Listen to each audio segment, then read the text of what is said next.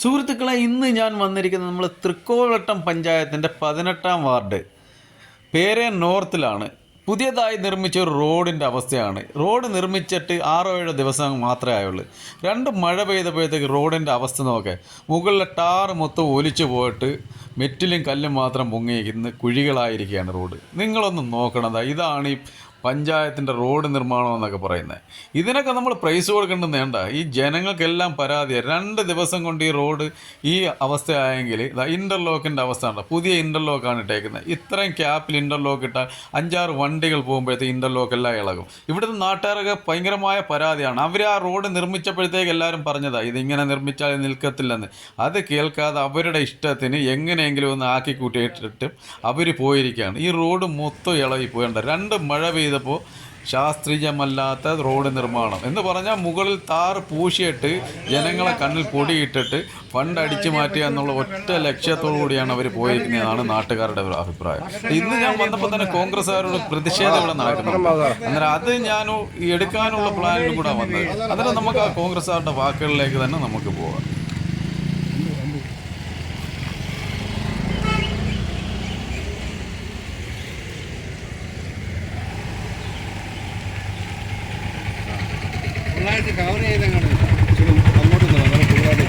തൃക്കോവട്ടം പഞ്ചായത്തിലെ പേരയം 18-ാം വാർഡിൽ ഒരാഴ്ചയ്ക്ക് മുമ്പ് ടാർ ചെയ്ത പഞ്ചായത്ത് റോഡിലാണ് ഞാൻ നിൽക്കുന്നത്.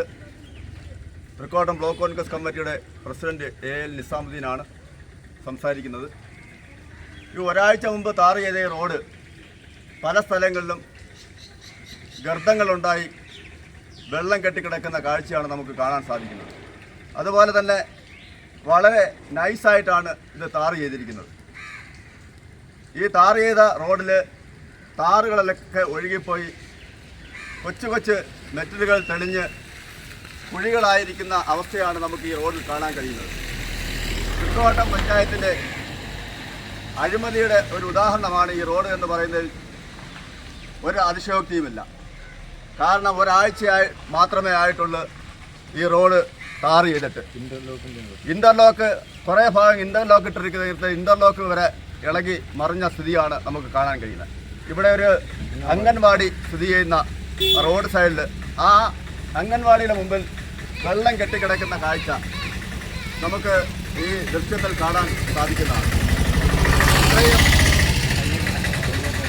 അതുപോലെ തന്നെ ഇവിടെ കയ്യക്കട ഇതുവഴി ഒരുപാട് വാഹനങ്ങളും അതുപോലെ തന്നെ ഹോസ്പിറ്റലിലും ഒരുപാട് ആളുകൾ താമസിക്കുന്ന ഈ റോഡ് ഒരാഴ്ച ആയിട്ട് ഇതാണ് സ്ഥിതിയെങ്കിൽ ഈ തൃക്കോവട്ടം പഞ്ചായത്തിലെ ടാർ ചെയ്തിട്ടുള്ള വിവിധ റോഡുകൾ ഈ മഴക്കാലമായപ്പോൾ തകർന്ന് തരിപ്പണമാകുന്ന കാഴ്ചയാണ് നമുക്ക് കാണാൻ സാധിക്കുന്നത്.